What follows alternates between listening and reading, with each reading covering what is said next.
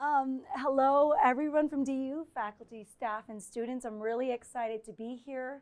I am this school year's visiting associate professor, the IRISE visiting associate professor, and it's been a really welcoming and wonderful experience here at DU thus far. I've been at CU for 10 years, so I've been in Colorado for over 10 years, and it's been nice to see the other campus, you know. We don't mention your name on that campus. But yeah, I had prepared a full PowerPoint lecture presentation, but I woke up this morning panicked and saying I really didn't want to do that, being that this is probably one of the first experiences with whiteness courses at DU, and therefore I wanted to really give you, the audience, time to have some dialogue with me so I can address all your questions. So I wanted to, despite all that nerdiness that I have up here, and I might flip back and forth, I thought that we can kind of do it more informally, more organically, more like a workshop classroom type setting. Is that okay? Because I could always talk for an hour and a half, you know? So yeah, I figured that might better meet the needs of our community here at DU. How many of you, I see some faces, were here yesterday, came to the Whiteness Fragility panel? I see some faces. Oh, that's wonderful. So I gave you a little bit of snippets there, right? And we do have one of the professors here, Lorena Gabor, here, who was one of the panelists, which talked a lot about how white fragility, which is Robin DiAngelo's popular press book, that's getting a lot of, it's like the new buzzword, right? Don't be so fragile. It's like, or like I see t-shirts that say, you know, white fragility, or like tears, you know, white fragility tears, or something like that. So it's getting a lot of press, and we're talking about it in different ways. So great. And Robin DiAngelo, just for anyone, is actually a good personal friend of mine. I call her the scariest white woman I've ever known, you know? That's why I knew. I was like, oh, you good, you know? So I figured I'd talk a little bit about certain things. Like I do a lot of work on the emotionalities of whiteness. I do psychoanalytic research on how this emotionality of whiteness impacts urban teaching, urban classrooms, as well as just education writ large. I am an education professor, so that's kind of the realm that I go in. And I have all the beautiful slides and the psychoanalytics of where it comes from, how it impacts one's identity, and therefore I have all that. But I wanted to pull back a little bit more further and just talk about, well, first of all, what is whiteness? What is critical whiteness studies? What is it? What are some of the elements that doesn't make it critical whiteness studies, or some critiques about critical whiteness studies? What are some other theories and stuff that I might be able to use to investigate whiteness? You know, so I kind of wanted to pull back and just kind of go on the Cliff Note version, if you will, if that's okay with you. That's cool? All right, so before we begin, why don't we start with, tell me what you know about race and racism. So tell me, whoa, you know, just for a pedagogical strategy, those of you that teach race and diversity, you know, and people are like, I don't want to talk. You have them write on a Post-it note and say, what can you not talk about race, you know? And then have them all bring it up. And then, you know, just one by one, my beautiful crane here, you know, you read, oh, why can't we talk about this? And guess what? 15 minutes later, you're all talking about race, you know? So tell me, what do you know about race and racism? Oh, we don't do the hand. You don't have to raise hand too. Just vibe with each other, you know? And call out. It's a made-up construct. You're talking about race specifically. Yeah. Institutions can maintain racism, or do maintain institutions. Can you give me an example? Sure, the government or a university can maintain certain people with certain statuses or privileges in power. Okay. Hey, welcome. Where you all come? You come from the calculus class? Did I steal some students? Come on in, we just started. And I for those of you that are just coming in, well, there's quite a few of you. Welcome, what's up? Y'all came from the same gym class or something, huh?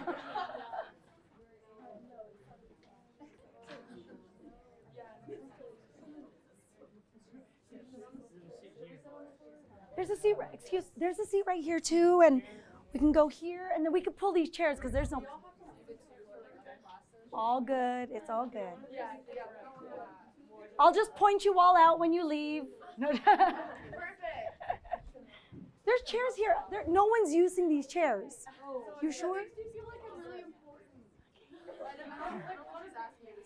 Okay, that's the difference between young knees and 40 plus runners' knees, you know? I'm like, I can't do that. Okay, so just for the people who came in a little bit late, I was just telling the group that I did have a formal presentation prepared, but I figure I'm gonna do it more workshop, classroom-based, and have a lot of dialogue from you so that I can really get some of your questions and your pressing concerns about whiteness, because I know you think about it all day long, discussed. So, okay, we're talking about what do you know about race and racism. People talked about it's a made-up construct. Other people say it's institutions maintain racism. Give me more. What do you know about race and racism? And you don't have to raise your hand, just call it. There's no actual biological base for it, but it has real social consequences, and I would argue past social. There's really real, tangible, lasting consequences. I'm doing my best to write as nice as possible. Go ahead. As a default, all white people are racist.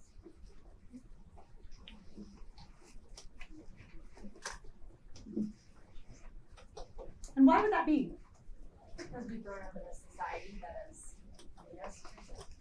Has anyone ever read George Yancey's Dear America, Dear White America from the New York Times? Oh, y'all got to take my class then. It was a few years ago. George Yancey's a philosopher. He's a black philosopher, professor at, I might get this wrong, Emory? Somewhere on the East Coast, somewhere near Philly or Pittsburgh. Okay, my bad, it's somewhere around that region, okay? And he wrote an open letter to the editor, Dear White America, and he kind of related the whole systemic issues of like this concept. But he first began with patriarchy, you know, something that, you know, isn't as scary for women to say. I don't know why women say down with the patriarchy. It's like, where did the come from? But here's a good example. He makes the argument that in an institution of patriarchy, men, whether they want to or not, men who benefit from a system of patriarchy in a society that is patriarchal, are sexist because they benefit. Now he can say he can be personally anti-sexist, you know, as much as possible, but as a man, he still benefits from it and therefore still is considered in a larger scale sexist. So I guess, is that what you're trying to get at? Okay, so that larger, you know, there's a good whiteness scholar, if you haven't read the works from Dr. Ricky Lee Allen, he has really good pieces. He's a white male and he's from the area, let me get it right. He says he's not Southern, he's hillbilly. So it's pronounced Ricky Lee Allen. And he talks about, at best as a white male, you can be, anti-racist, white racist. Meaning I personally, I'm disgusted and will fight personally against this. But at the same time, I benefit as a white person in a white supremacist society. Something I don't want, but I still bequeath benefit. I don't know, I'm trying to think of an equivalent, because I know that's hard, that's kind of hard to soak in, right? So I think of like, okay, do I have any Catholics in the room? Can I just go here? You know, you're all sinners. It doesn't matter if you know, had premarital sex or you had a child out of wedlock, you're all sinners anyway, you know? You know what I'm saying? Because by virtue of that that overarching ideology. So I am trying to relate it so we can kind of see it in different lights.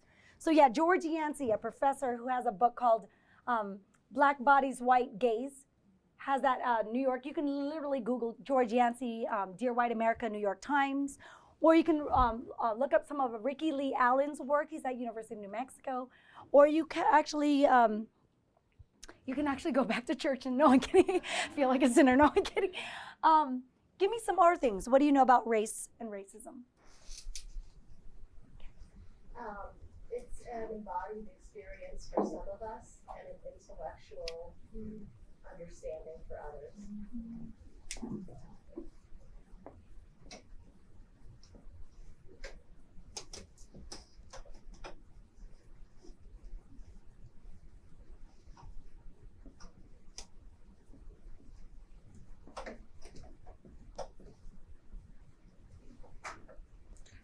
Give me more, guys. Ladies and gents. For white people, it is invisible and normalized. So when white people are confronted with it, it's very uncomfortable. There's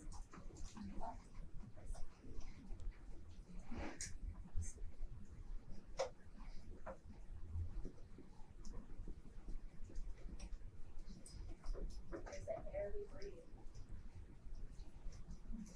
We're suffocating.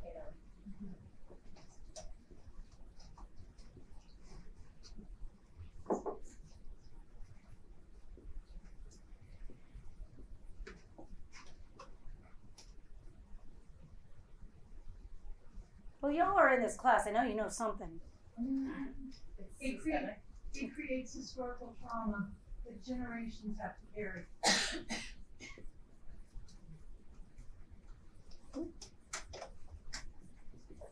Okay. Especially within talking about it being a made-up construct and being invisible and normalized for whites, but really in terms of everything, how race is and everything about what makes up race, especially what is culturally superior, inferior, is absolutely from the perspective of this white normalized culture and construct.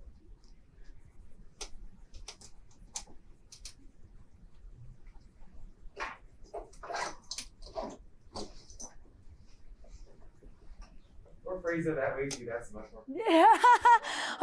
And it's really, because I said this even yesterday, if you ask a neo-Nazi, they actually don't think they're racist. They say whites are just superior, which is kind of, so we're talking about something that has gotten to a point where it's so confusing that we're not sure exactly what it's now meaning, right? Because even the people we would think are blatant racists make whole arguments that they are not, you know? I mean, there's nothing more scary than being called a racist in front of other people, right?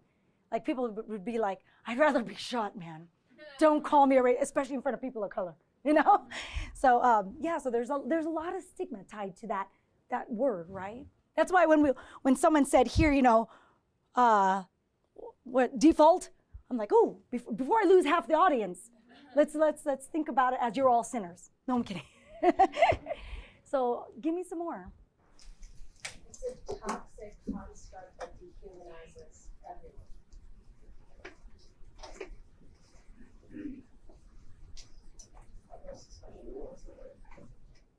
Dehumanize all. I like how you say that, Professor, because you're saying it doesn't only dehumanize people of color. And I think this is where people are lost, because there's always this question. I always get this question after, well, what's the role of white people?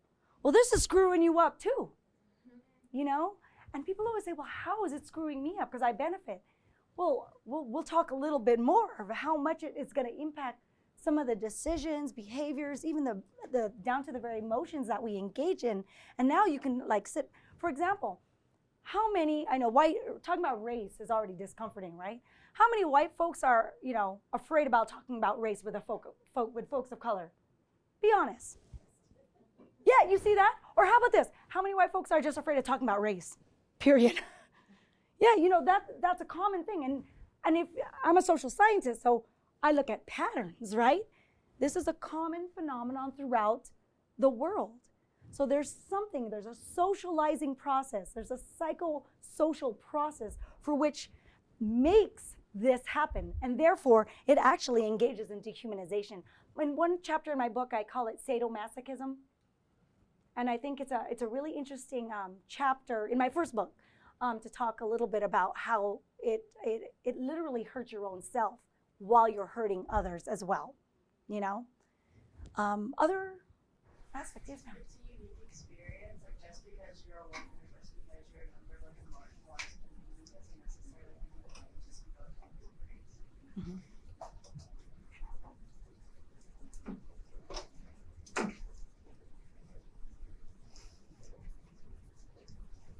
You know, I think this is a hard task to say because I know, and especially in a moment, in a political and social moment where, you know, Me Too is happening and everything and all this, which is great. I'm not saying any of that is wrong. I'm saying it also inadvertently does something else.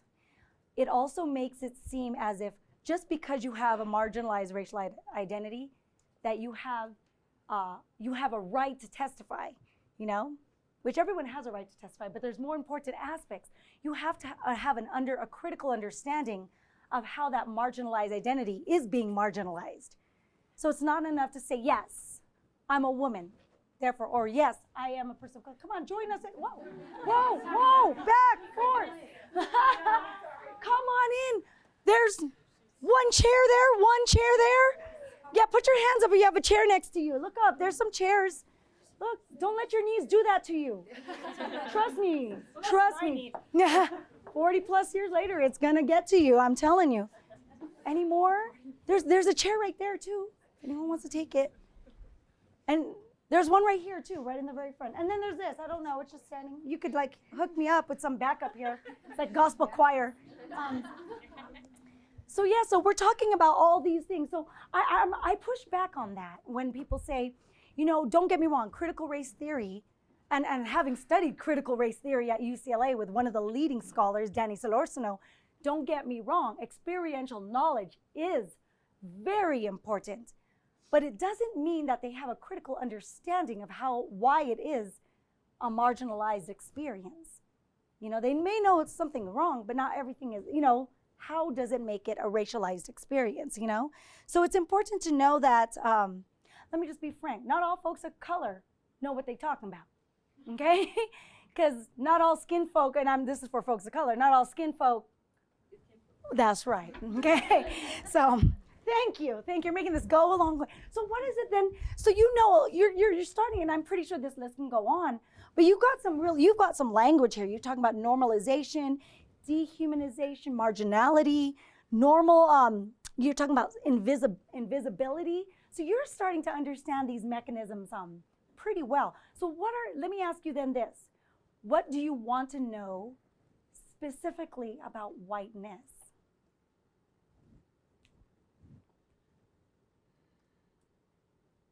Yeah. It's all good. No, go with 5. Okay. Why is whiteness spirit? Why did it come to be this way back when? Why is whiteness? Why is whiteness here? Yeah. Or maybe another way to look at that is, how did whiteness become dominant, or at least seen as dominant?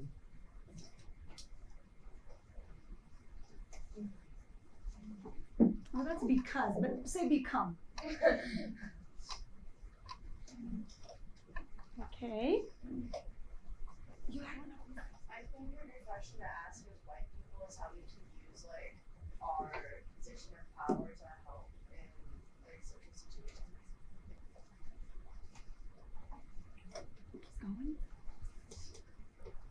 I refuse to use the term woke, but once you have been shown the systems and structures that have enabled you to live your life in ignorance and privilege, you know what? How do you overcome?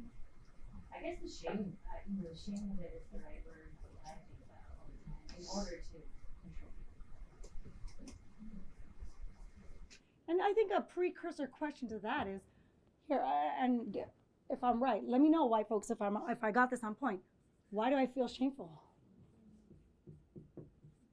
That's a big thing. Shame is a deep-rooted feeling. So, especially for something you can't see, right? I said yesterday, people always like to say that they don't see race, but they're having all these visceral emotional reactions to it. You know, like I had one white male, and there's, like I said, it's not only white folks that undergo this. The emotionalities of whiteness can inhabit in folks of color as well. And I talked about that yesterday, how complicit people can be, right? Like I had one white guy saying, "I don't see race." I was like, "Whoa, wow, you counselor." And I've had another one who kept crying. First she was flustered. She was like not angry, but more like crying. And then she came to my office hours, and I'm like, "What's up, sister?" And she's like, I don't see race. I just don't. I was like, "Okay." She goes, "I wasn't raised that way. I mean, for goodness sakes." And she said this, we have Obama, Oprah, and Kobe now. I was like, "Oh my God, you're cured." Thank goodness you can see some black folk in the room, right? Because as a brown, I want all this fabulous to be seen, Like I said, black don't crack and brown don't frown. So, seeing all its glory. But you see what I'm saying? It's such an interesting thing. You don't, but when I say something like unicorn, how many of you have seen a unicorn? If you did, you gotta tell my kids, No, but are you banging your hand on the table? Are you all of a sudden crying? No, that tells you there's some kind of psychosocial attachment to something regarding race. And by choosing to be blind, it's almost like we're bearing false witness. It makes us feel so shameful, right? Okay, give me more, yeah. Why is it hard for people to acknowledge, white people to acknowledge white privilege and that there is something there? I'll follow that up with how can we help white people see that they have a stake in this, that their humanity is tied to the dehumanizing of others. I would ask that maybe make it very specific of how do white people help other white people, because brown and black people have been doing that for generations. Yeah. So how do white people live themselves like their family? Yeah, what does white folks' accountability to people of color look like? And I want to add, what do we do with white people when they're irredeemable? I couldn't hear that. What do we do with white people when they're irredeemable? Once they've crossed that line, and you don't want to ostracize them because you don't want them to go and sit in their racism, but you also can't have them in spaces that are productive. Okay, and when you say we, you're saying people of color, right? Yeah. So I'm sorry, I'm trying to sum up. I did say how whites get their cousins. That phrase, like the whole phrase, "Becky, get your cousin," this kind of deal. So yeah, and then go ahead. I'm gonna see if I can phrase this right. If we can't not see race, then how do we start seeing race?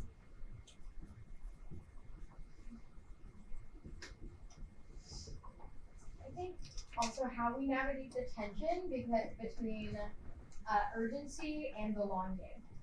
So wanting to call people out and hold people accountable in a way that gets to the urgency. I need you to show up and be here now, but at the same time, I don't want to shut you down to where you're "Well, I'm not talking to her again." Right, accident. Yeah, it's kind of interesting because that is kind of the culture we're at right now, right? Don't get me wrong. I understand where these supposed, I say supposed because I wouldn't categorize them as this, but they categorize themselves. It's kind of like self-labeling yourself as a woke ally. Well, these people like to label themselves as social justice warriors, and I wouldn't say that I would agree all the way that that's what a social justice warrior is, but you're seeing in this current climate so much shame tactics. It's no different than the bullying tactics that you're used to. It's like videotape, get her fired. You see that, Becky? Video, I don't know, there's so many. But barbecue, let me see your keys, don't touch my butt. When none of that really ever happened, you're seeing all this happen. And of course, don't get me wrong, it's right. It's right to call out injustice and wrongness, right? Especially with the one, you saw that viral video where the woman was screaming at the bodega. And it's like, your son, a little kid with his backpack, a little black boy, She's like yelling at the mom, your son touched my butt. No. It eerily reminds us of Emmett Till, right? You know?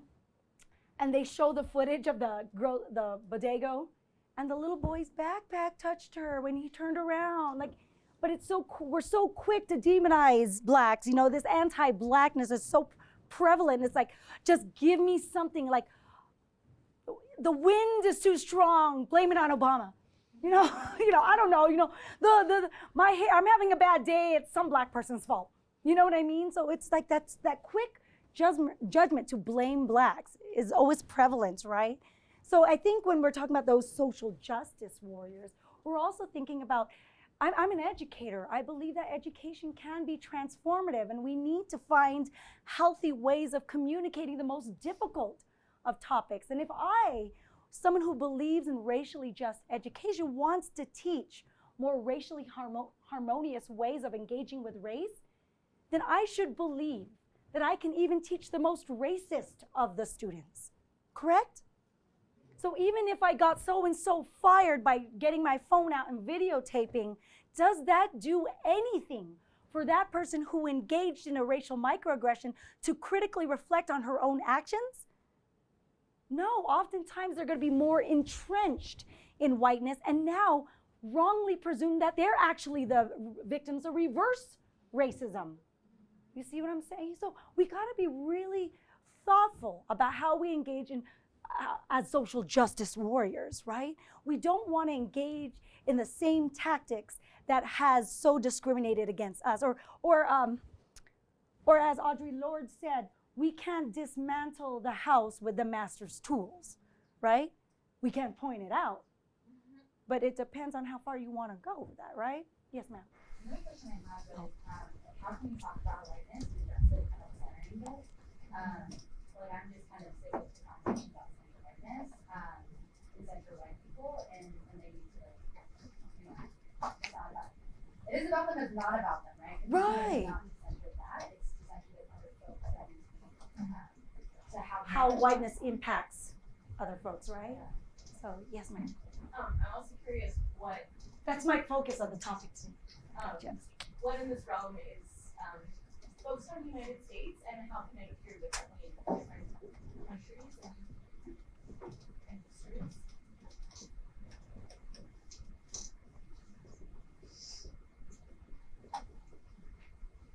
Yeah, people always say like it's a numbers game, you know, it's just, but that's not true because it's not just about numbers, it's about actual racial power, right? I'll give you two examples, you know, in the global, well, one just in the national context, that people always say, well, it's just because whites are the majority. That's not necessarily true because I'm from LA, so again, I'll preface all my things with, I'm sorry, I'm a LA girl. We talk a little, I guess in Coloradan speak, we talk a little bit harsh and direct, and sometimes some of our languages is not the most appropriate, but it's real when it gets to the point quicker, you know? So I'm gonna preface that. But we're talking a little bit more here, you know, like in California, whites were not the majority.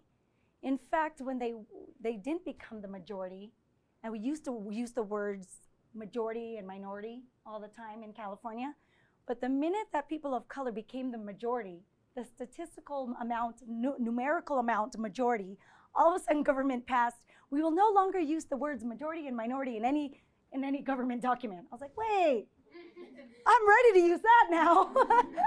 You know, it's kind of like this non-white. It's like, I'm gonna say you're non-color. You know, it's this whole positioning, right, which centers whiteness. Yet again, it's always become the litmus of how far, the standard deviations of how far we are from whiteness. Are you Asian American? You might be a little bit close. What kind of Asian American? Are you Southeast? Then you fall a little back, you know?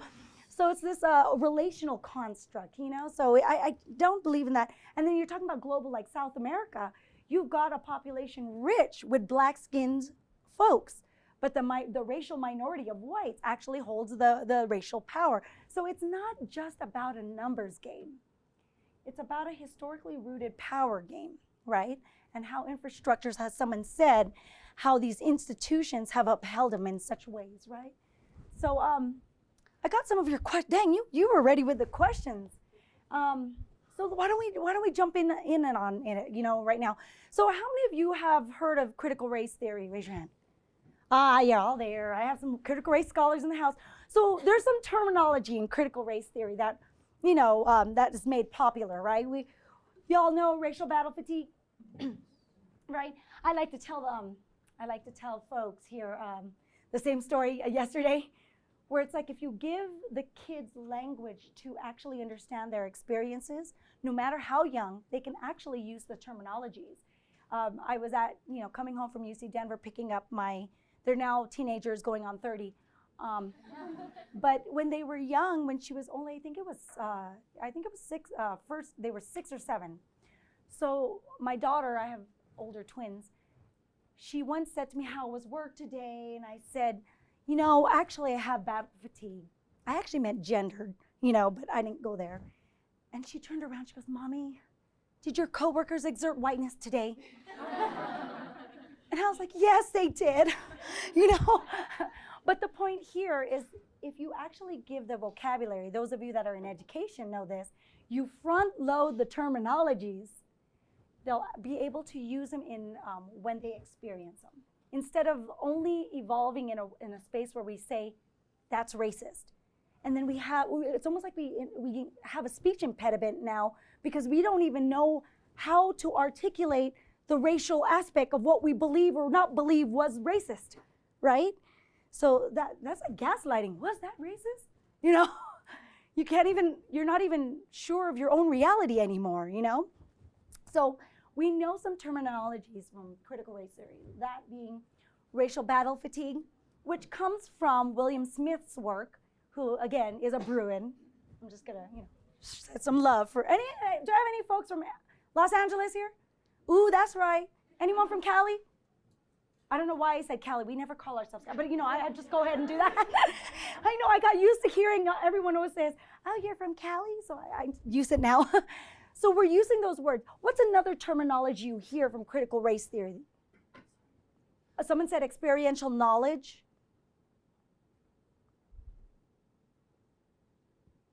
Give me some other ones.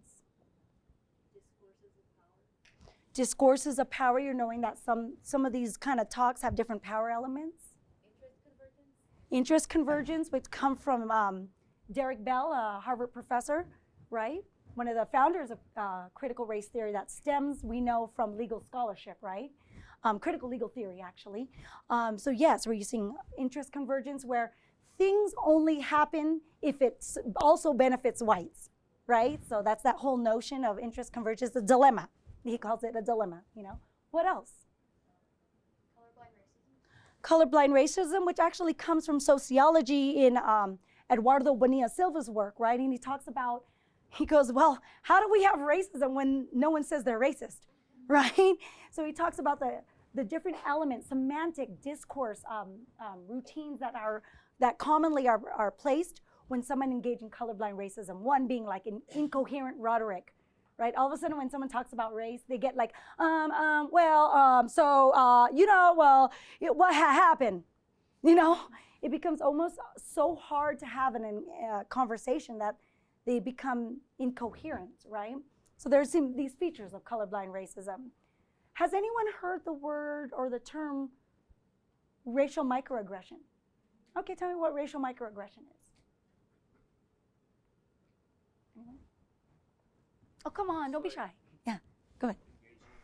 It's more like implicit, like you might not rightly notice that you're being racist, but it's kind of things that are more direct that come out. Can you say that a little louder? Because I don't think LJ got that in the back. He said no.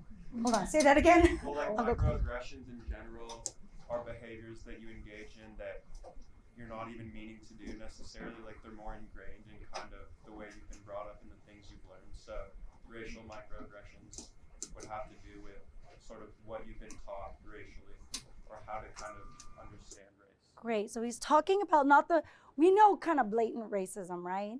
I'm pretty sure we've gone through enough US history to know, dude, that is really racist. But the racial microaggressions I'm sorry, what was your name? Kyle. What Kyle was talking about is sometimes it's so ingrained in our head, we're not even understanding how it can have racial implications. In fact, I'm going to skip a couple of slides here because I'm going with our flow. How do you move the mouse? I can't see the mouse anymore. I'm just going to go like this. Don't look, close your eyes. Okay. Oh, wow, look at that. Folks, be prepared at DU. We got budget cuts in the state, you know. So here, did I do this right? How do I do it? Does it magically appear? This one? No, this one? Okay, I'll give it to you. So we have here one of the definitions, and critical race theory draws a lot from counseling. Anyone from counseling? Social work, and then the related MFT? Good. So we're talking about racial microaggressions, and as Kyle said, are these brief and commonplace daily verbal, non-behavioral or environmental indignities, whether intentional or unintentional, that communicate hostile, derogatory, and negative racial slights and insults people of color. You know, I get, like I said to you yesterday, you know, I get the where are you from? I'm from LA. And then they ask me, where are you? Yeah, I see y'all know the script. That's what I'm saying. Whiteness, we act like it's unknown, but we know it. We know it. Because the minute I tell them I'm from Kaiser Permanente, Sunset Boulevard, maternity ward, they're looking at me like, you know? And so, you know, sometimes I can point out whiteness in various ways. I could say, oh, were you asking about my ethnicity? Because I obviously have phenotypes that differ from white people. They're like, whoa, did she just say white? How racist is she? You know, you gotta be, yes, I'm noticing all your fabulousness, white skin, you know? Or I could just play along with it. I was like, so where are you from? Ohio? Great, wonderful. No, I meant where are you really from, like Ireland? Like, how do you speak English so well? You know, I thought it was Gaelic out there, you know? So, but you see what I'm talking about? There's a natural course. That's, you talked about that normal. It's as, we don't even think about it. It's like a lion eats a gazelle, right? So when we kind of showcase it or make it visible, all of a sudden it's kind of like, that sounded weird. Why did she ask me if I could, how do I speak English so well? I'm white-skinned. Of course I can. Well, my aunt's Russian. She's a Russian Jew. She even says to this day, I can't speak English. I'm not going to speak. I'm like, okay, well, that's going to be really hard in LA, auntie. But we know this to be something, right? And I want to point out that it's not about intentionality, although intentionality can make it worse, right? Or not, or whatever. But so many people do this. Like when someone says, man, you know, come up to someone, you know, that was racist because they didn't take my class. Or if they're saying, or if they're a little nuanced, they're like, that was so racially microaggressive, you know? Whatever the case may be, if someone's actually coming to you to say, hey, you know, I didn't feel, that phrase or what you said wasn't kosher with me, you know? Instead of actually fixating on why it wasn't, people get so defensive and they start, well, that's not my intent. I don't care about your intent, girl. You know, in fact, isn't it strange that in the law, right, if you commit murder, regardless of intent, the intent is only included in the sentencing and the severity of punishment, right? You can be convicted of murder without intent, manslaughter. Do I have any law students in here? Yeah, am I right? Right? You don't have to have intent in there. That is later. But for something like racism, see, this is how you know we're talking about institutions that maintain it, right? But with regards to racial discrimination suits, right? You have to prove intent. Am I not right? Exactly. So all someone has to do is they could be racist and say, well, that wasn't my intent. It's really nice that your people can make it to this college, but it's not my intent to be racist. Therefore, absolved, healed, right? So you're seeing how these institutions can engage. So it's not so much about intent. So I want to be very clear about that because so many people focus on that. So we know about racial microaggressions, right? We know that it leads to racial oppression. What we're not really understanding is the X factor, which is that of whiteness, right? Whiteness. In fact, in education alone, anyone in teaching, teacher education, I got one. No teachers in the class? I can't convince you? We need you. In fact, Christine Slater, one of the biggest scholars of white and race and multicultural ed and teacher education, has argued in 2001 that there is an overwhelming presence of whiteness in teacher education. So you guys know the stats. According to the National Council of Educational Statistics, 86% of K-12 teachers in the United States are white. That was in 2012. In 2016, about 84% of teachers, U.S. K-12 teachers are white, right? So there's this not only white people, she's talking about the ideologies of whiteness that is brought in by white people. There's an overwhelm, but she makes the argument it's not only the K-12 teachers, it's teacher education. In fact, I'm a teacher educator and most of my colleagues are white. In fact, I'll have a white colleague say, I'm an expert on Black diaspora and education. I'm like, okay, all right, sister. Then the next white woman's like, I'm an expert in bilingual education of Latinx cultures. I'm like, all right, cool, okay, good. And then then I just say, well, I'm an expert on white people thinking they're helping folks of color, And for some reason, they're like, on that one, right? So it's very important, and I talked about this yesterday. Well, then what is whiteness? Because people are using the words white privilege and all of these things in the same thing. It's not the same thing. So whiteness, if we talk about blackness as a social construction, which leads to real consequences, that's the difference, right? It's not just in our minds. Our minds produces real consequences like that of anti-miscegenation laws and the belief that whites are pure, right? That's what led to that. So we're talking about these social constructions, and if they impact language, experiences, identities, epistemologies, then whiteness is also a social construction of white normalizations, meaning emotions, ideologies, behaviors, like the whole need to touch some of our hair, right? Like it becomes so normalized, it's okay to touch my hair. Or I get this a lot, it's the strangest thing. I get like white women who feel that they can always touch me. They're always like, hey, sister. Hey, sister. I'm like, whoa, hold up. Anyone that gets, or I had one who likes to talk really close, I'm like, if you step at someone like that from the hood, you're gonna get punched or you're gonna get kissed. You went in 90, I'll give you 10, right? So you're talking about these types of behaviors, but the difference is, this is where people leave it short. They're just thinking, oh, it's just about bringing different perspectives to the table, not realizing there's a power structure that makes one perspective more dominant. So you're talking here, but the difference is, unlike blackness, whiteness is normalized because white supremacy elevates whites and whiteness to the apex of the racial hierarchy. That's the difference there. So it's not about only white norms and cultures and behaviors. Like we know, the crying always happens when we talk about race. We know, or for men, it's the pounding, right? Or total disengagement, or what I call the deer in headlights look. Which I have a piece called Frozen Tundra.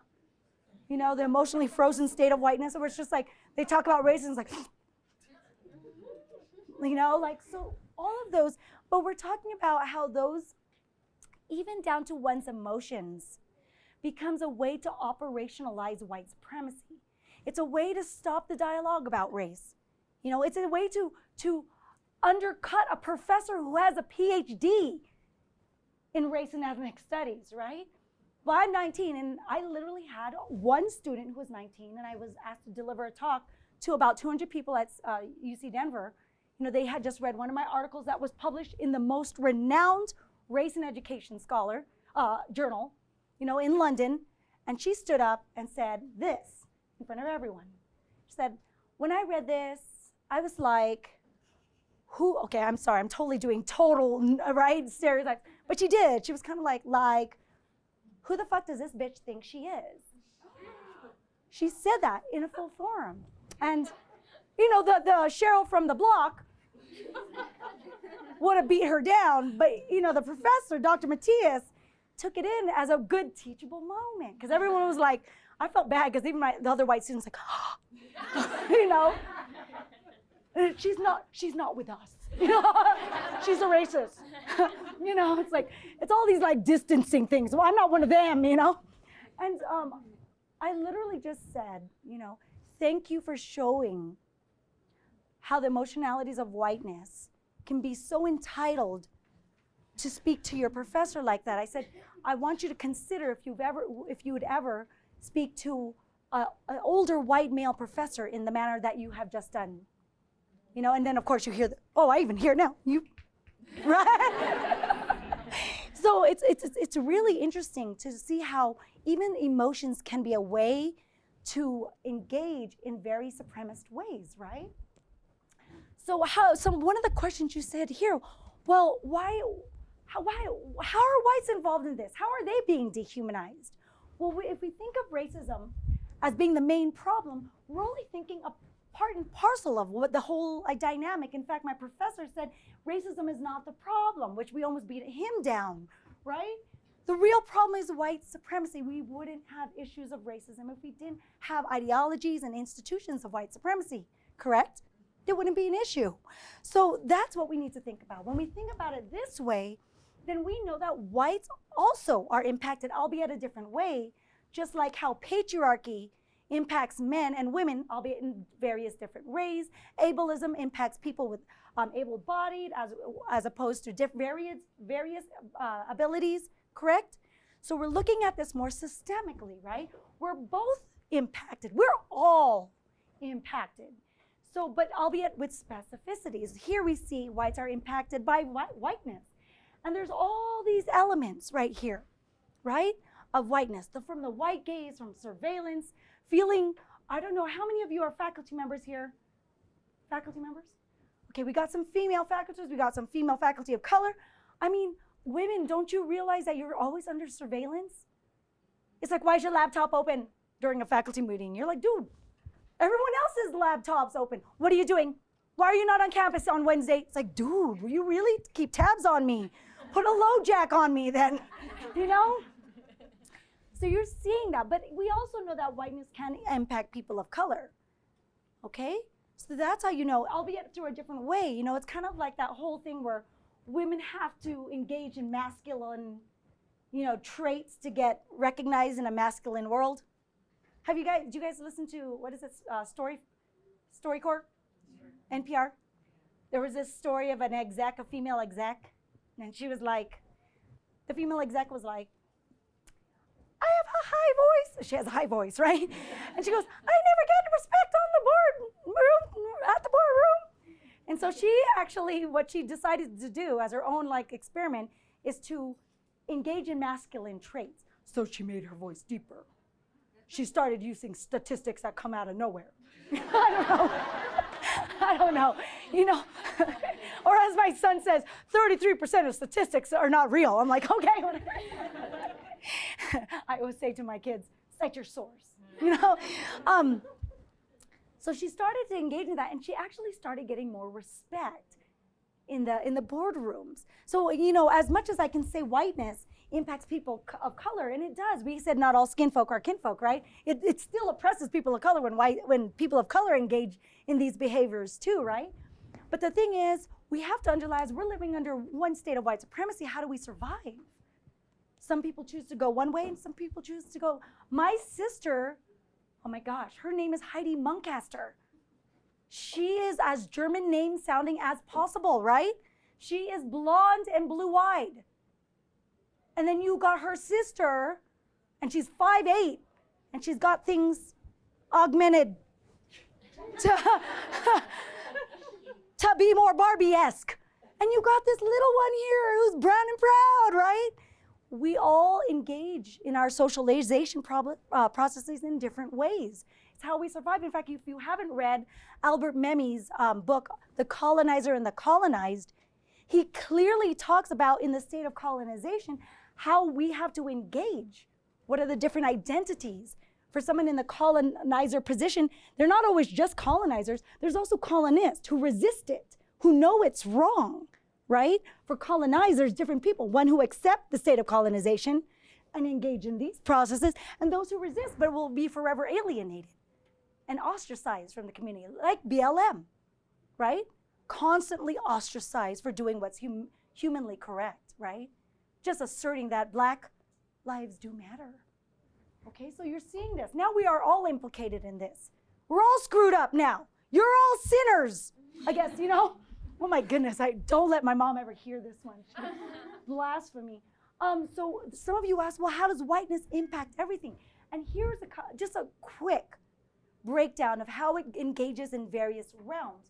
You're talking about, for example, let's look in history. We talk about Howard Zinn, talking about the Eurocentrism in US history. When we're talking about literature, those of you English majors, right? You're talking about Toni Morrison, she's talking about the canonical literary status always being that of whiteness. You know, and we know this in movies because the Black guy's always the sidekick. Or we even joke around about it because the Black guy in the scary movie, what? He dies first, right? I mean, they even joke about it. We already know this mantra. In fact, oh my gosh, anyone watch Walking Dead? I can deconstruct the racial implications in that. You know, like the one Latina girl is only booty for the white man, right? Have you noticed that? And then the one Black woman, Michonne, she's dope. Tell me, you watch Walking Dead. Am I by myself in this? Walking Dead watchers? Or I'm speaking to y'all. Michonne, she is one bad Black woman, right? She swords all of them, right? But the first season, she barely even talks. She grunts like an animal. It's this whole anti-Blackness, like she's like, and she's carrying her like brothers and, you know, on chains. And then all of a sudden she just becomes a mammy for the guy's little girl, right? Which is a very, you know, if you learn Black feminism, it's a role that Black women are forced to face, this mammification, right? So you're seeing all that, you know, in literature and in movies. We're seeing it in education. We're seeing it, you know, even in labor. Someone asked, well, where's it come from? Well, let me give you an example in labor movements. After the great 1860 Great Migration, we remember that, right? Black slaves were freed. And you think they're going to stay in the South? No. Where did they go? They moved up north, right? After 1860. When they moved up north, what's the first thing after you graduated high school? Your parents said you either go to college or get a... Okay, so they went to go get a job in the northern cities, right? Well, there was already what Roediger calls white ethnics who had jobs, right? He calls them Poles, Slavs, the Irish, the Jews, right? So you're seeing all these white ethnics have jobs. You're seeing this influx of African Americans also taking jobs. And actually the working conditions are kind of booty, right? So what do? They start banding together, saying, yo, this ain't right. Don't be treating us like this. So that's a good thing, right? You're seeing unity. That's why when you think of the Black Panther Party, you don't realize that there were Japanese leaders in it, right? From San Francisco. When you actually look, there's been cross-collaboration all the time. But what did whiteness do? What did labor movements do? They said, okay, we'll start labor unions, but only certain people can participate. Who can participate? White people can only participate. And then Blacks were considered the scabs, right? You see that terminologies, right? So you're starting to see how it's been created in history. In fact, you can go back to even something like housing and look at FHA loans, right? Who was it only given to? For whites. You know, they were only allowed to get loans for house. The GI Bill. Who was allowed to partake in the GI Bill after World War II? Whites. You're talking about affirmative action. That's the biggest affirmative action program ever. In fact, think about redlining and red zoning, right? You're talking about housing and politics. If people of color, let's just use Blacks for an example, because Latinos are also a big part of this, right? I'm just going to use Blacks for a clear point here. If Blacks only were not given loans to buy a house, they can only afford an apartment, and there was redlining, they can only afford an apartment in red 5 points, correct? Whites were able to get loans, and they bought a nice house in Littleton. Think about the generations thereafter. How much equity do you think one accrued? Compare them both. One didn't accrue anything. And even if they were able to buy a house later, but they weren't allowed to buy in areas that were covenant. In fact, it's kind of strange. If you go south of here, just university, go another 30 minutes south, you'll see communities that still say covenant communities here in Colorado. You know what that means? The covenant was don't sell to a black person or we'll kick your butt, you know? So you're seeing these communities. Think about the equity if you owned a home in Cherry Hills since 1940s to someone who only was able to buy a home in 1980s. In 5 points, because that's the only area you can buy. Well, now I live close there, so I'm making bank, you know. But you know what I'm saying? You're talking about a generation of wealth. You're asking, where does whiteness come from? It comes from the fabric of our history. In fact, there's text there for you to see. So it's important to understand this is not about a few white people gone wrong, right? This is a larger issue, something that is historically embedded, so much so we don't even think about it. In fact, in today's speech, more like the 80s during the Reagan times, they made black women be welfare, painted them as well, yet black women are not the largest recipients of welfare. White women are. And in fact, you're looking at one who was, as I finished a PhD with 2 kids as a single mom. Okay? So we have these preconceived connotations of what race has, and it's just about unlearning what we already have learned. In fact, by age 3, you're already learning that, right? And I talk about the emotionalities of whiteness, you know, and that's very specific. Now, I can either stop right here, because I've answered some of your questions, you know, where does it come from? Am I getting to some of these things? Why are whites involved in this? Now, whites, do you see how you're also like screwed up by this? You got the bigger end of the stick, but you didn't get the full stick. You know, we're like fighting over scraps here. You know what I mean? You see what I'm saying? So I think I can go down more. And if we've been socialized in this process for so much that it's okay for someone to say, where are you really from? Or like my white colleagues always having to touch my arm, or hey, girlfriend.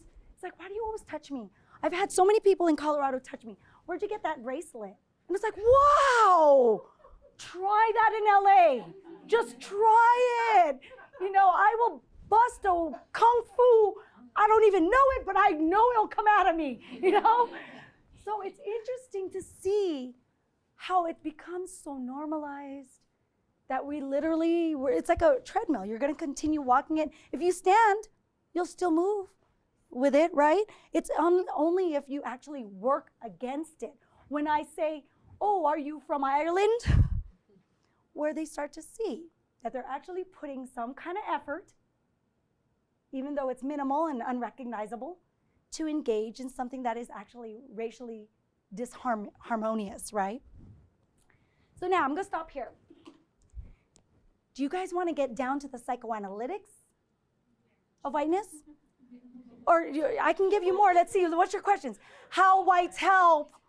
Well, first, it's really for whites in the room. Understanding this much, does it inform how you might help in the future or your role? Can I get a, okay, all right. So we got some of that. I talk a little bit about global context, right? It's not only about numbers. Now you want to get into this, the shame? You want to know where that shame? And it's very important. Why for people of color is it important? Because that's been passed off onto us. You know, it's kind of like an emotional projection. In fact, let me go back, because someone said, I don't want to recenter whiteness, right? You were saying that? So there's some different examples. Oh, I talk about invisibility. That's for later. No, I'll do that later. I don't know. You're just going to go with me out through all these things until we find some stuff. Okay, so you're talking about how do I not recenter? If you want to do, let's say you're like, I had one of my students, this is a student, a master's student, who was a K-12 high school teacher for 11 years at the time, who used to say in class that there needs to be medical detectors in schools like he taught in black and brown school, because black men and Latino men commit most of the crimes, are the most ones in detentions. Well, it's true, but it's a very specific use of statistics, right? Not looking at black men are 8 times more likely to be, pulled over and stop and frisk, right? We know that, right? So of course, the whole class was they wanted to like beat him down. So this same student, I kept steadfast. For those of you that do diversity and race work, and don't get caught up on all that in white emotionalities, you know? Don't get caught up. Your job as an educator is to teach even the worst of all the racists, right? So he would like send me these emails saying, you're such a male projection. You know, like when I hate it when you finally raise your, you know, you have an argument, let's say with a man, and he's yelling the whole time, and then finally you just can't take it anymore, you start yelling. And he goes, why are you yelling? You're like, you've been yelling the whole time, you know? So, or like when you start to cry because of the yelling, and he's telling you not to get all emotional, and you're like, dude, you've been emotional by screaming and yelling this whole time. What, is anger not an emotion now, right? So it's very interesting to see how things are always positioned in this ways. So how do we get to a space where we don't engage in the what I call in my book, my first book, the narcissism of whiteness? Because always, all of a sudden someone brings up, have you ever had that friendship where you thought you were close, it's interracial, and then like, or maybe it could be white and white, you know, one more woke than the other, and then you try to talk about race, and then the, you know, like something like, hey, you know, it really hurts me when you make the assumption that all Latino people do is do sexual salsa dancing and we just eat tortillas. You know what I mean? Like that's we reduce our culture to those two monikers, right? And that person, all of a sudden it becomes about them. How could you even call me a racist? You're like, I never said that. I never even used that word. How can you make me feel so bad? What kind of friend do you, are you to me? And all of a sudden, you know, 15 minutes later, it's about her. How many of you have had that issue? All right. So that's the narcissism of whiteness happening, right? All of a sudden, it really is like you're talking about race. And even in a large, try this, I'll give you a Facebook challenge later. You'll talk about something about race, about maybe folks of color or like women or a stat, and then all of a sudden it becomes about how Irish had it hard. You're like, well, it's kind of like some of you who were there yesterday when I was teaching the class and all my students were like into, you know, the book of Zeus Leonardo's Whiteness, Education, and Race. Really good book. You should get that.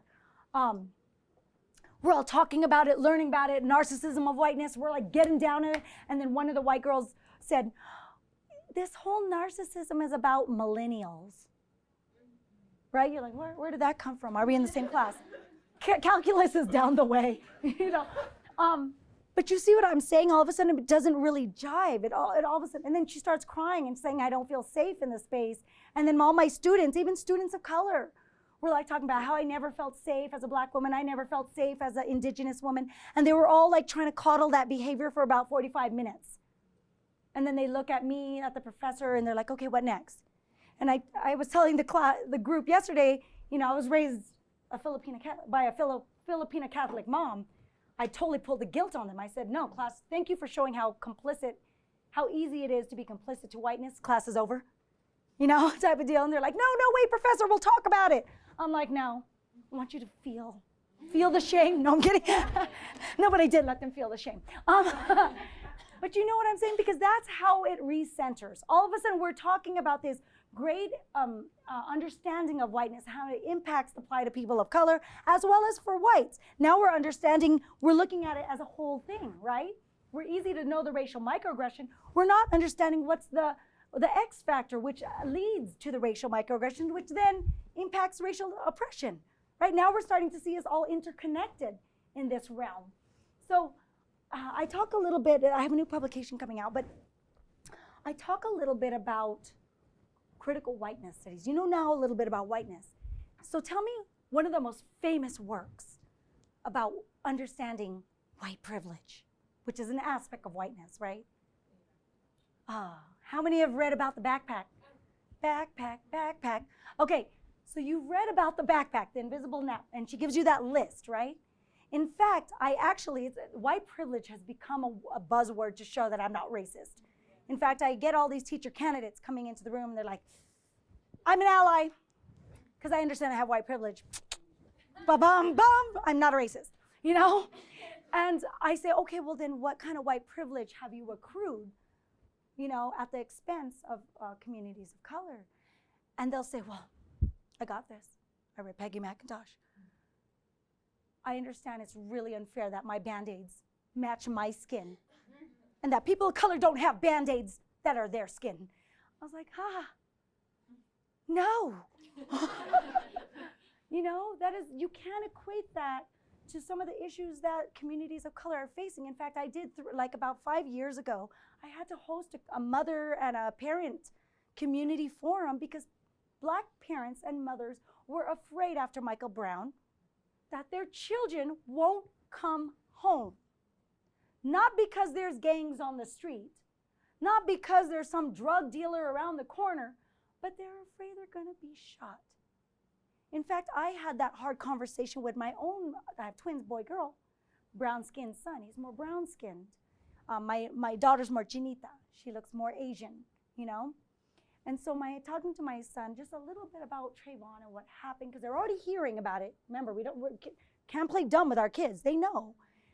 And we were trying to talk about it. I was trying to be serious, and I had the talk. How do you respond if you get pulled over, you know? And so my son was trying to understand this, and I said, you can't make fast movements. And he's laughing, and I start screaming and crying. I'm like, I'm serious. You're cute now. When you are 5'10", they're not gonna think you're cute. And you're 14.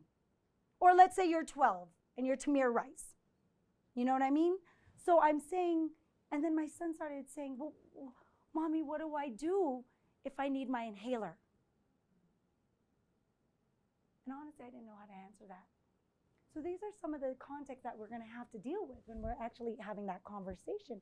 It's just the understanding that the Band-Aid is not equatable to worrying that your child's not gonna come home because they might be shot, or they might be bullied, or that my mother freaks out that because of the work I do, I'm gonna get shot. My mother's an immigrant from the Philippines. She knows that much to say, honey, I love what you do, but I'm afraid you're gonna get shot. Because she knows about the US context, right? So this is a really important thing. How do we always make the study of whiteness such that it connects? And we're talking about these theoretical precursors. If we're starting with Peggy McIntosh, you're gonna get what you call whiteness studies, right? Because in Peggy McIntosh, she's saying all you need to, and I'm not saying she's wrong. I'm not saying that at all. She's a good starter way, right? But it depends on how you're going to implement critical whiteness studies, right? So, and I get these terminologies from Zeus Leonardo. He calls it whiteness studies and black whiteness studies, right? And I hate to use these binaries, but it makes it more clear, right? So if you're going to use Peggy McIntosh as the basis, like that's where whiteness studies happened, if you're going to think in that manner, that they just need racial awareness, all your studies and research agendas are going to be about, well, how do we develop racial awareness with whites? Do you not see that kind of work out in different fields? Developing racial awareness among whites? I know you do in every field, right? So that's what you're seeing. That's going to be McIntosh, right? You're going to see it citing mainly white scholars. Like when I ask you, where did whiteness studies come from? People are quick to say Peggy McIntosh. People are quick to say Tim Weiss. Right? You're quick to, well, nowadays, and like I said, I give my kudos to Dr. Robin DiAngelo, right? So you're gonna see all these kind of work of whiteness. But whiteness did not start with Peggy McIntosh. Instead, if you do a black whiteness studies, you're gonna be rooted in a different epistemological thought, and being rooted in a different epistemological thought will give rise to different research questions. You're no longer trying to raise awareness. Because with black whiteness studies, the argument here is that they've done known. In fact, they've been so masterful, as Bonilla Silva says, that they know how to talk about race without ever engaging the word race, right? It's also these semantic maneuvers, he calls, right? Like, when you say someone, like if you say, the reason you don't want to live in a diverse neighborhood is like, well, the schools are a little rough around the edges. That means, according to Bonilla Silva, it's 40% mainly folks of color. He found that to be the number. If it's 40%, it's just too much, I can handle DU diversity. No, I'm just not messing. But you know what I'm saying? When it kind of changed, I had some folks of color go, man, she told truth. No, I'm kidding. But you see what I'm saying, right? It becomes this space where we're okay, or like, well, let me just use teachers. Teachers are okay having K-12 students of color. They say they love their students, and I joked around, so do pedophiles. But they say they love their students. I said, well, you love that K-12 student when they become your boss, because you love them so much that you have this racial dynamic. In fact, I did surveys with my teacher candidates, and it was so mainly white. It's gotten a little bit more diverse in the past decade. But they were saying, yes, I've had a lot of people of color in my life. And they particularly talked about their nail girl. One even said the medical receptionist that she goes to often is a person of color. And she went on to argue how she is so much nicer than white people. I'm like, girl, she's serving you. We just have to say, yes, massa. And it's all good. The minute we stand up and say, actually, we don't agree, it's like, oh, she's so aggressive. You know, it becomes such an interesting thing. Like when I assert my expertise in race, all of a sudden, she's such a mean, aggressive professor. I'm like, dude, don't even try to do that intimidation thing or try to say that I'm an angry brown chick. I am 5 feet tall. You know, like don't even go there. So you're seeing how it's going to have different approaches if you think in various different ways. In fact, with Black whiteness studies, we're not drawing from Peggy McIntosh. W.E.B. Du Bois, since 1903, was talking about whiteness, albeit not in that very specific words, but he's talking about white behaviors, right? We know that James Baldwin was already talking about whiteness, right? He even says, I'm not going to agree to your morality because my mom sees what you do, right? In fact, I have a t-shirt that says, I don't believe what you say because I see what you do. You know, that's James Baldwin. We know that to be, he's the main person in I'm Not Your Negro, you know, in that documentary. Or you're going to talk about Toni Morrison, who's talking about the literary canon being so whiteness. You're going to talk about people who are actually engaging in whiteness studies long before Peggy McIntosh. And their approach is, you know, but you have so suppressed it in ways that are so unhealthy that if we ever engage in it, it becomes a fight to defend your shame, right? I didn't get to the psychosocial part yet. I'm just looking on the whiteness one. So if you actually engage in more of a Black whiteness study, you're not really looking at developing racial awareness because they've done known. You're preoccupied with showing how whiteness is masterfully executed, you know? Oh, I didn't intend to treat her, I didn't intend that. Well, that's a power play, right? In a way to absolve yourself from racial microaggressions. When we're talking about white privilege, we're looking at McIntosh, and then I don't know if you know Zeus Leonardo's list in the color of supremacy. He has an article, and it's in his book, one of the chapters. He gives you an extensive list. In fact, those of you diversity teachers, how about you do this pedagogically? Take McIntosh's list, just the list, and take Zeus's list, which has actual citations to prove, like seriously, like housing discrimination, during FHA loan discrimination, right? Give them the two lists, and then do this little thing. I take a little piece of paper, and I write I say, this is my prediction, you know? And I put it down, and then I asked them the question after they read it. I said, so which one did you find spoke to you more? Which one do you think they're going to find that spoke to them more? McIntosh. Why? It's more palatable for me. Like, why do you need to be, and I put up my prediction. I'm like, wow, is whiteness so predictable? You know, we're always saying that white folks need to, meet them where they're at. Yet I was 5 years old, that my dissertation was called, Where Are You Really From UCLA. That whole interlude actually happened when I was 5 years old at kindergarten. You know how you stand up, I'm here? This Cheryl, this is such a unique name. Cheryl Matias. What is this, Matias? I'm like, I'm here. And she's like, oh, where are you from? I'm from LA. Especially it's a big thing in immigration families where you're the first American born. It's a big thing. My mom always said, you're American. In fact, I lost my language, my home language, because my mom and my grandmother speaking Spanish and Tagalog were always like, no, make her American. not knowing 4 generations later, all of us don't speak, right? So here I am, and then she said, no, where are you really from? And I started crying. I said, I'm from here. Mommy said I'm an American. She said, no, you're not. You know? So, but I was 5 years old, and now at 25, try that with you. But you see, some people believed it. They're like, yeah, girl, millennial. Or I don't even know what they're called now. The one younger than you, my kids, teenagers. Oh, whatever, they're crazy. My child would answer me with YouTube, you know. But you're talking about here that no one made it palatable to me when I was 5 years old. In fact, when those of you that made it yesterday was talking about Efferly, Professor Efferly, talking about as a black man at 10 years old, that one music teacher wouldn't even talk to him for the whole year, right? And how, and he's a man in his prime, you know, we'll say like 50s, it's a prime age, right? Good prime age. And he still remembers that. It's traumatized him to this point, right? And you're talking about no one made it palatable for him. No one met him where he's at. You know what I mean? So why do we have to coddle? Sometimes you, my daughter actually said this. Sometimes, Mom, you just need to cut the umbilical cord. You know?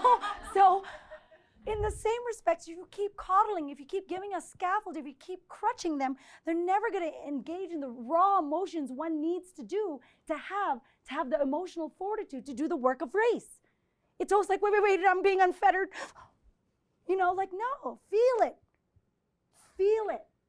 Know that it's something that has been embedded and socialized into a process for a long time, such that you react to the word race and not the word unicorn, right? So it's such an important thing to know where you're drawing from, because whiteness scholarship will take you down one path. You'll do research on trying to build racial awareness. If you're going to go down a black whiteness scholarship, you're not building a racial awareness.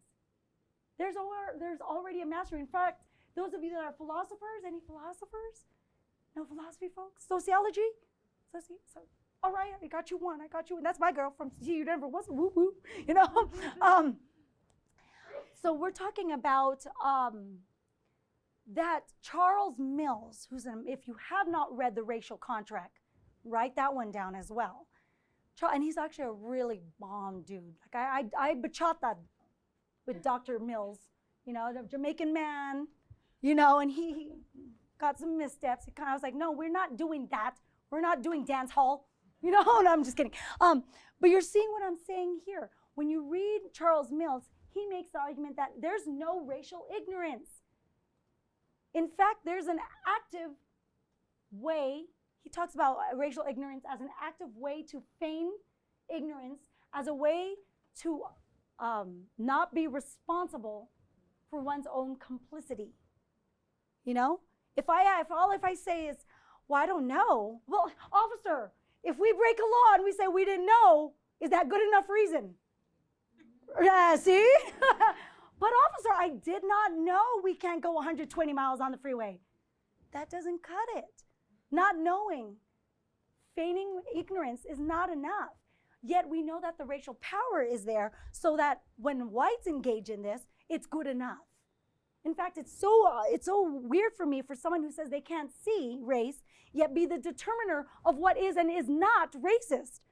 How do you know that if you can't see it? Right? Like, would you trust an oncologist with your cancer if they don't believe cancer exists? Right? Like, how do you know what's cancer, doc? You can't see it, right? So it becomes a very interesting display, right, of power right there. So that's a quick racial, oh man, we have only 5 minutes. So I'm going to stop right there. I didn't get to the psychoanalytics. You got to get my book. But I think it's important to look at these aspects in such a larger way. And I'm hoping I got some of your questions here, where it comes from, how it's maintained. But I think it's important, I talk a little bit more about the psychoanalytics. I'm actually doing another talk for the Hermanas Latinas in February 12th. So I will be here at the Women's College. So, and I give for those of you that want to engage in it more. But I'll be doing a talk a little bit how you move a research on the evolving state of race, how it changes your methods and changes your theories that you use. So that's more methodological. And I can talk a little bit more about psychoanalytics further later, maybe one-on-one. But I do have 2 books, Feeling White, that's been out, and Surviving Becky's just came out 2 weeks ago, right? So Surviving Becky's out. The paperback won't be released until a year later. So I know it's right now, you're gonna look at Amazon and be like, girl, I'm like, I know. You know, it's that whole capitalistic thing, you know, they gotta make money with the institutions first. So those are out for you now. I am here at DU for the whole school year. I'm teaching a whiteness course in spring, both undergrad for sociology and for graduates under the higher ed catalog. So I will be teaching that so you can get more in depth. And then I'm here for the year, and I'm just across the way, as my doc student Shoshana can tell you. I'm just at CU Denver, so not far if you want to have further discussions. So with that, I'll do just questions and answer one-on-one. Is that okay? All right, well, thank you so much for